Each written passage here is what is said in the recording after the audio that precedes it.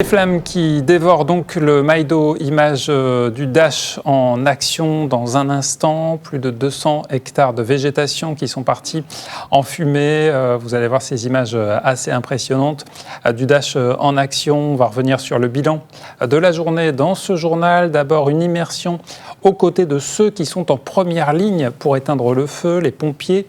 Une traque au moindre foyer rendue difficile par le vent, par la propagation souterraine du feu.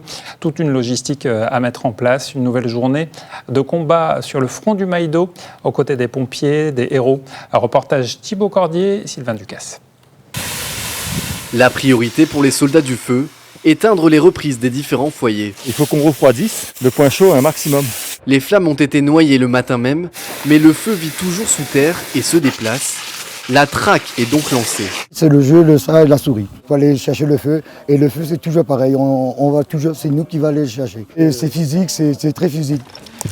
Pour cette chasse au feu, il faut d'abord acheminer les lances à incendie. 40 kilos à porter sur plusieurs centaines de mètres. Ça va, c'est un peu loin, mais c'est faisable avec l'aide des collègues. C'est faisable. Pour gérer au mieux les 90 hommes au front, c'est dans ce poste de commandement que toutes les informations sont centralisées et transmises aux différents chefs d'équipe.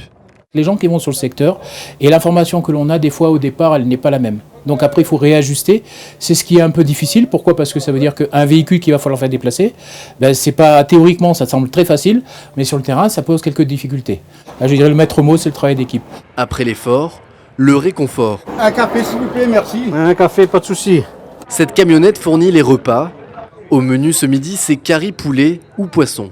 Il y a encore pas mal de gars sur le terrain et pourtant on est bientôt 15h et il faut leur donner à manger parce qu'ils n'ont pas mangé. J'essaye de faire une petite plaisanterie pour rigoler un petit peu, pour détendre un petit peu l'atmosphère. Voilà. Je pense qu'ils en ont besoin. Les soldats du feu sont en mission pendant 24 heures. Même en pause, ils peuvent repartir au front à tout moment. On ne sait pas la distance qu'on va devoir faire les établissements. Tout est aléatoire en fait. C'est une reprise, ça s'arrête, une bourrasque de vent, on repart au même endroit, on pensait avoir terminé.